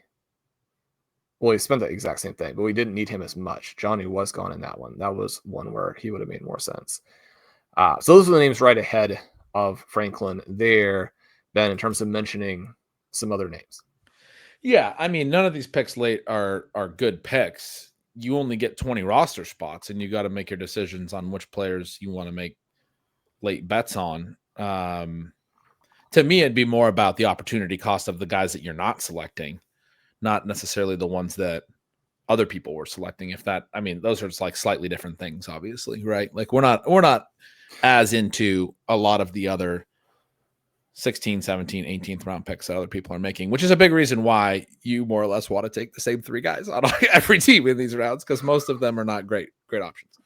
Yeah, and in part, one of the reasons why I like to take the same guys late is that if you think that they have far and away the most value, then you should take them. And when you're wrong, because you're going to be wrong a ton, 15 round. I mean, you should expect to be wrong virtually every time from round 15 on. But if you see a thesis for someone that is completely league changing there, you want to get them. And then when you're wrong, you use waivers correctly and you build a really strong back of the roster. Then it always surprises me a bit in these formats where there is a lot of money on the line. There will always be, 2, 3, sometimes 4 or 5 teams that really don't do much to refresh the back of their roster as you go through the season. And those teams, and occasionally it's a team that gets off to a really terrible start, but sometimes it's actually the good teams. You look at them like, who are we going to play in the fantasy semifinals? Like a team with a really good starting lineup, but nothing else there. They got through because of health. And then even then sometimes, right, you're like, we're playing them in the semis. Their starting lineup was good. A key player got hurt for them. And because they didn't do their work during the season, they have no one to put in now. And we have certainly not a bye or anything like that. You can get beaten by half of your opponent's lineup if those guys go off. But the projections are going to favor you because your team is deeper, your team is better. Yeah, I think those are all really great notes. And I've come to really like your strategy there of getting exposure to the plays in the late rounds that you really, really like, a lot of exposure to them, and then moving on from them when it's time to move on from them. And some of the guys that we really did like late, like my favorite option was probably Jalen Coker, are just no longer necessarily viable. Malik Washington had already gone in the league where we took Pat Bryant there. He's the other one that I've been talking about a lot. But it is interesting when I do some of the other co-manager stuff, Sean, and we get into the late rounds and I get a lot of those types of responses where it's like, well, the value pick is this. We should get some exposure to this guy or whatever. And it's like, that's not even a guy on my board. Like the dudes that I want to take are still the same, regardless of who's a little bit of an ADP value or what the rest of the market is doing in rounds 14, 15, and 16. How does that impact my 17th round pick? I mean, it really shouldn't, unless you're not really doing the analysis yourself to come to the conclusions that you want to come to, which you're making the case for, obviously, with like the Troy Franklin and stuff. The reason I'm always kidding about it is I have slightly different opinions on how we're weighting those bets and those types of things, obviously, but still very much. It's sort of funny because, and I always feel so bad about this, I have projected to you on some of our co-managed drafts that certain people would get back and they haven't. And then I'll do a draft by myself or with Column or something. Ben, I've got much more exposure to your guys on my drafts I don't do with you. Right. That's very funny. We are up, and in this one, Malik Washington is back there. Or we could do Jarquez Hunter went. Do we take him on this one? Yeah. Okay. We grab him there. And then we're 2 picks away in this one. Yeah, no, that's very, very funny. I've had that same scenario where I've taken some of the guys that I'm telling you not to take in some of my other drafts as well, which is always quite hilarious. I remember when you did the ship chasing draft with Pat and Pete, how you got Olave and then kind of said to me after, you're like, I wish, because I had the draft with them the next night. You're like, it would have been probably a little better for both of us if Olave would have made it onto your team, if that would have been the right draft where Olave was the pick. In my draft with those guys. But yeah, that stuff does pan out those ways. But that's also why it provides some interesting color as well. Also why I, as much as crap as I give about Troy Franklin and those things, I'm totally fine with those picks because, essentially the only way to play the late rounds is that one of you has a really strong read on a particular thesis and then play that thesis, right? We are up in the 19th round in the league where Washington went a lot earlier. Franklin went. We took Pat Bryant. We took Kim Little. A bunch of Ds have already gone. Every team has a D except us. So we can probably push that to the last round. Well, no, sorry. There's one more behind us that has a D. We could take a defense here. I know the Rams are an option that have a pretty good week one, or the Bengals with the Browns, or we could take a non-defense. What are you seeing? Well, I have the Rams defense at the top of the queue, and then I have Jarquez Hunter and Trevor Etienne as the other two names in there. Oh, did you want to take Hunter first? We can do that. We don't need to take a defense first. There's no more look ahead. There's not going to be two defenses selected. We're going to miss one D, but these teams behind us, I don't think will probably take multiple defenses. They may still, who knows? But if we lose the Rams there, then we can take like the Bengals or something. I didn't realize Jarquez made it back to the 19th. I did tell you that he would probably fall and be more likely to fall. He went at the 16-10 in the other one. And so I am glad we got him on one more team here. That is another thesis that you have been excited about playing, and I'm excited that we have exposure to because you're excited about playing. There's always stuff that we're just wrong about. We don't see the way that we think we're going to see it. That was the big lesson for me on Thursday and Friday night, is a lot of the things that I felt really confident about, I was wrong about. And so you do the whole, whatever it is, strong opinions weekly held. I mean, you have to adjust pretty quickly. I was wrong about the Shipley thing, for example, I brought up. Did not think there were a lot of scenarios where he would actually have standalone value because of how much Jalen Hurts ends up running and the way that, like, in a lot of the mobile QB offenses, the QB becomes the RB2 or the second key rusher. And so we do actually see the Rams go, and the Niners go as well, as two defenses there. The Niners would have been one that I would have been, frankly, somewhat open to. I put the Bengals in the queue. Was there any other defense that you were interested in?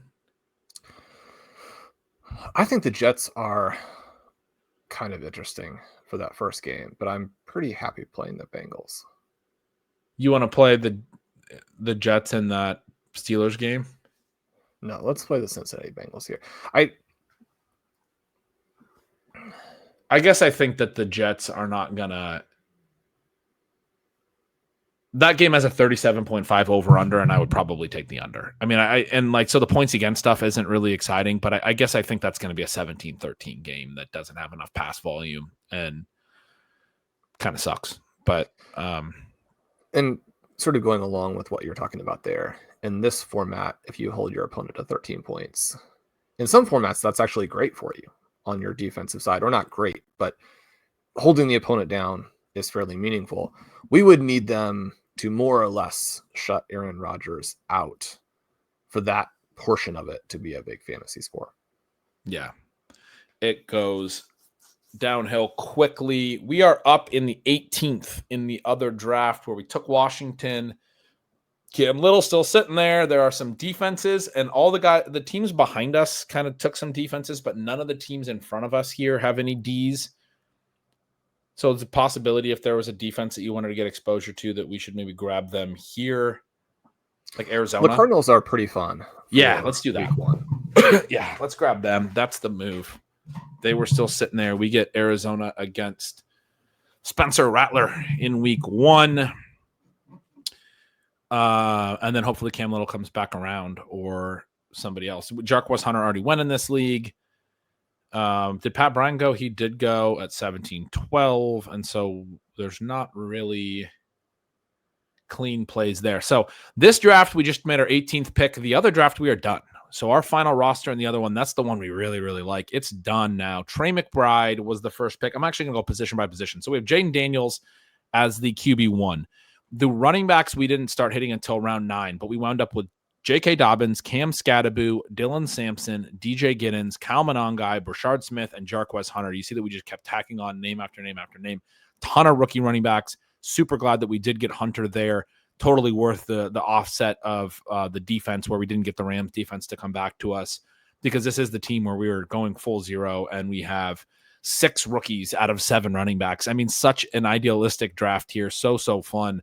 The receivers, Puka Nacua, A.J. Brown, Jamison Williams, Jerry Jeudy, Chris Olave, Jordan Addison. As you mentioned, Addison suspended, A.J. Brown not going to be in the week 1 lineup. It still gives us Puka, Jamison, Jeudy, and Olave in week 1. That's still a really strong wide receiver group through the flex when you have Daniels and McBride at the onesies And then we're going to go Dobbins and Dylan Sampson at RB. I mean, this team's going to compete right out of the gate. And then also we'll have, AJ Brown and Jordan Addison and any of these rookie running backs as potential additional pieces. And Harold Fannin. So then tight end, we have Trey McBride, and then we get both Harold Fannin and Isaiah Likely as those potential tight end 2 impact pieces for the flex later. Oh, I didn't mention after Addison, we also tacked on Pat Bryant into this receiver room. So 7 receivers in the end. Cam Little, Cincinnati defense. I think this is my favorite team of all the teams we have, Sean. I mean, it's maybe impacted by the fact that most of our other teams have Xavier Worthy and that guy's hurt now. But this is a very, very fun team. What do you think? Yeah, it's fantastic. I was listening to the Worthy thing is just so heartbreaking. I was actually looking at him and my exposures recently, and it was not as high as I had hoped, and as high as I'd wanted. You were kind of detailing to me before we started, like all of the teams we don't have together that you also have Worthy on. It's just like, oh, you have this, your chest constricts, your heart drops. It's tough. This team should be so fun. I'm excited to try with you. So basically what I have this season are Lamar Jackson and Jaden Daniels teams and the Bo Nix teams. It's still not nearly as wide a spread as I actually wanted to get at quarterback this season. And you watch Justin Herbert and what he did in the first games. Like, that's exactly why, because that has the potential to maybe accomplish similar things at much lower prices. But this elite starting lineup that is occasionally rounded out, where you have some teams that are just purely elite starting lineup. We even have a few teams that could arguably call it robust running back, but we also have some specific teams that are 0 RB teams where you just simply should not be able to add on Jerry Jeudy in the 6th, Chris Olave in the 7th, Jordan Addison in the 8th, and be able to do the things you're talking about there, where you can take an AJ Brown as a follower. You can stash a Jordan Addison. One of the things about stashing a Jordan Addison is, it's for 3 weeks. And so you are kind of thinking, okay, if we have an injury to a subsequent guy, then AJ Brown does actually have to come in and start scoring. The whole idea behind AJ Brown, you get one of the 5 best receivers in the NFL. I guess I've just been so skeptical about him. The only other share that I have is the one where we did in our marathon, the Big Gorilla Marathon. And again, thanks to everybody who jumped in for that. That was one of our most successful shows of all time. That 2-3 turn where we got him and McConkey, that's going to end up being an interesting team. There's some things that team will be able to do, taking him out for week 1. But again, to be able to do the starting lineup thing with McBride and Daniels and get these receivers, I'm really looking forward to 2025 from a structural perspective. That may be a weird thing to say as we're on, the brink of full football, but to see how some of these things work out, to have a few of these teams in there where obviously we have a lot of Henderson, Harvey types of teams, but then to do the Dobbins thing with Scadaboo and Sampson and Giddens. The Giddens pick is the one where it was kind of weird, but I don't look at that and go back and think, I wish we had somebody different. If anything, I'm glad that ended up being the pick, because Giddens has such absurd upside in the right scenario. It's a sad scenario. I've got a ton of Jonathan Taylor. It'd be sad even if you didn't have a ton of Jonathan Taylor. But you think about how that whole roster fits together, and it certainly is one that has the upside to win the $1 million. And then one of the things we talk about with 0 RB is in some ways is actually a bit of a conservative strategy. You should get positioned very nicely in your league. And then with these picks, you have that $1 million upside. I can't wait to see how that one sort of moves through definitely the first month of the season, but then as we get toward the big money timeframe.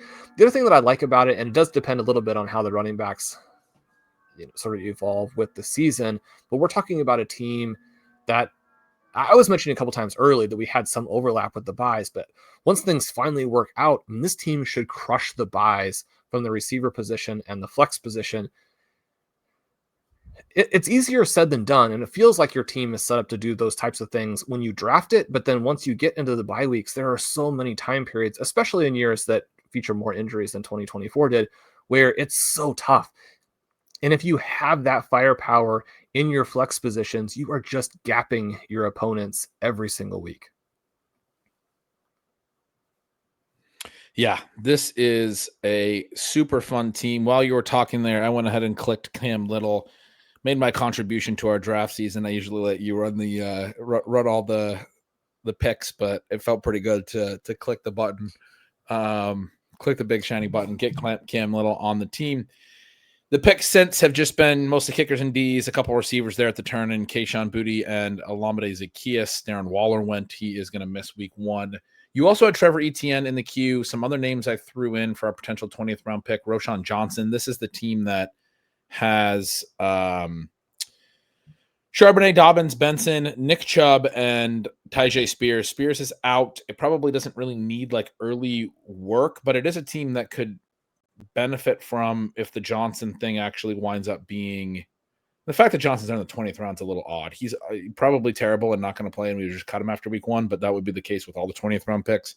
If he's like in a 1-2 punch, if he's the Jamal Williams or the David Montgomery for Ben Johnson to DeAndre Swift's Jahmyr Gibbs or DeAndre Swift, and he gets a lot of the between the tackles rushing or any of those types of things. It doesn't seem like that's going to be the case, but it's, there's a lot of uncertainty. It's a possibility.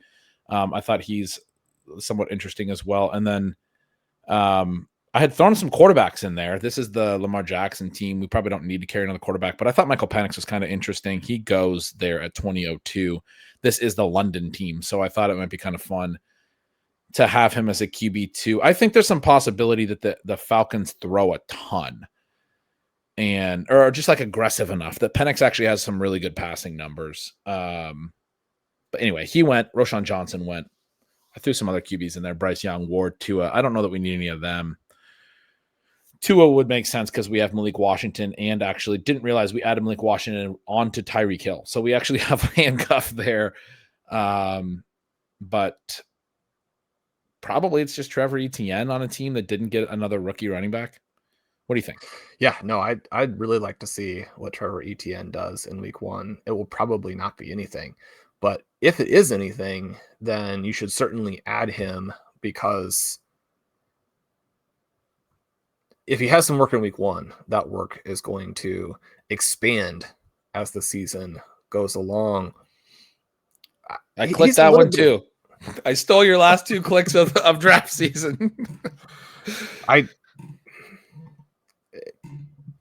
We haven't gotten as much Trevor Etienne as I would kind of like, and we did potentially cut him on one of the teams, which I certainly for Troy Franklin. Some justified static for. He's probably not going to do anything, but. And Etienne is the guy where I think you can sit on him for 3 weeks. Now, that may end up being like much more the case for a Jarquez Hunter, like a week 3, week 4, week 5 ad. I think on some of these names, though, it makes sense to actually have them for week 1 as opposed to guys who have no value.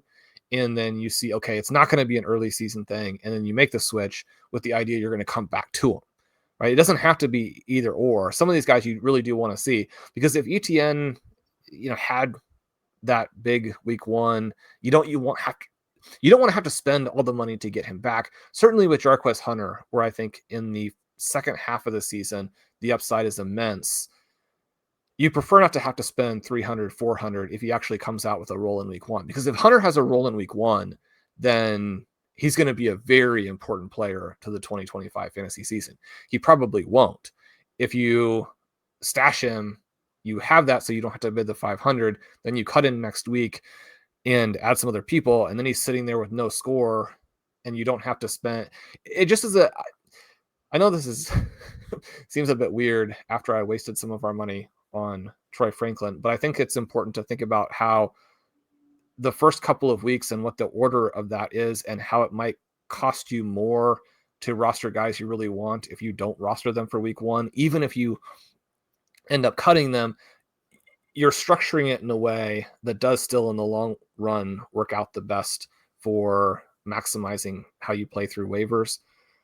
But mostly we're just hoping that some of these guys are going to hit sooner rather than later. I mean, Ben, if all of these guys that we're talking about in the double-digit rounds are week 6, week 7, and beyond, the rosters will have changed substantially by that time. That's right.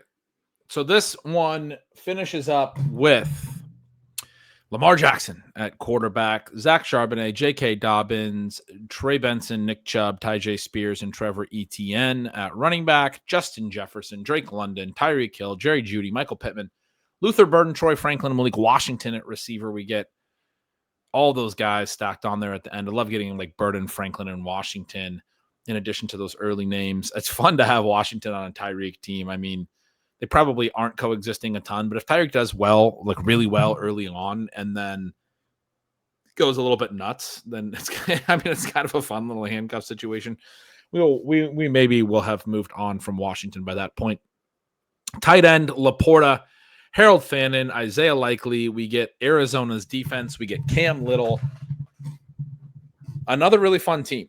We didn't have a Justin Jefferson team yet. I do think we finished this draft season without exposure to a lot of guys that I would have liked. It is nice to get some Justin Jefferson here. Yeah, I guess I don't understand exactly. Well, he's still going early. It's interesting to me. I think you could make a case for Jefferson earlier, even with the camp situation where he didn't practice a lot, even with a JJ McCarthy, even with the Adam Thielen trade. One of the things that I didn't think people understood about Rashee Rice, and I wouldn't say those drafters have been bailed out. The things will still work the way that they'll work. But if you drafted and stashed Rashee Rice, it was pretty important to you that Xavier Worthy didn't become the entire offense during that 6 weeks that you missed, which he probably was going to, because even then, if you come in and you end up being the number one guy at some point, it's a split, and there's no guarantee you're going to get that. Justin Jefferson has a chance to play 3 weeks here without Jordan Addison, where, I mean, he could average 25 points per game. He could average 30 points per game across those 3 weeks. And it becomes just so Justin Jefferson centric. You watch the CD Lamb performance. Yeah, he made some reality mistakes, but the path for him and Chase to hit 400 points again in 2025, after they did it respectively in 2023 and 2024, that's super clear. And it is easier for them. But Justin Jefferson sitting there, it's interesting to look at these drafts and to see Malik Neighbors sort of settling back in as the wide receiver 4. Man, the prices on Brian Thomas. The drafters who've been set up to get him. I've almost started drafting Brian Thomas in the first round, Ben, just to get some. I had mentioned him as someone who could be very, very early in 2026 drafts. Anybody who wants to get that, check out the show we did on projecting 2026. But Justin Jefferson in here in the middle, and then with Drake London coming back, I immediately regretted it when we saw how this worked, because I thought the other draft would be the one that allowed us to get the Brock Bowers. We didn't get that. But then the silver lining there is we got our Trey McBride team. I'm pretty excited that we got Jefferson and McBride with these 2 drafts today. Get those guys up there as first-round picks. And in both cases, to get London coming back with Jefferson and to get Nakua coming back with McBride, it really does feel like you're starting the season off with multiple first-round picks. These 2 teams have me pretty fired up, especially, again, because every time that Lamar Jackson has a big play, every time that Jaden Daniels leads a game where the Commanders don't punt, it doesn't have to wear on you because you have those shares. You can just celebrate it instead of, fearing the bottom line all throughout the day on Sunday. That's right. Well, Sean, these are our final 2 teams of 2025. Our portfolio absolutely jam-packed full. It's been fun. It's been a blast. We got week 1 around the corner. Should be quite fun to see how all this plays out. Exactly. And let me give one final pitch for Stealing Signals. It's been so much fun to read Ben's writing during the off season, and the main pieces are coming up over this next month. Well, he will help you win the early weeks help you set your lineup to then win going forward. Because obviously you want to win early, but you got to get that super team built. Reading stealing signals, understanding all the nuance behind the numbers will help you do that. You get into week 5, 6, 7, you get into the buys. Your team is going to be awesome because you are reading stealing signals. We'd love to have you guys over at RotoViz. The coupon code there, RV Radio 2025 at checkout. Blair and the gang have fantastic stuff through the season, including the apps powered by SIS. Hopefully everyone enjoyed the draft season as much as we did. Hopefully all of your players stay healthy on Sunday. Disappointing Friday night, but Sunday could be a dream. We love you guys. We'll talk to you soon.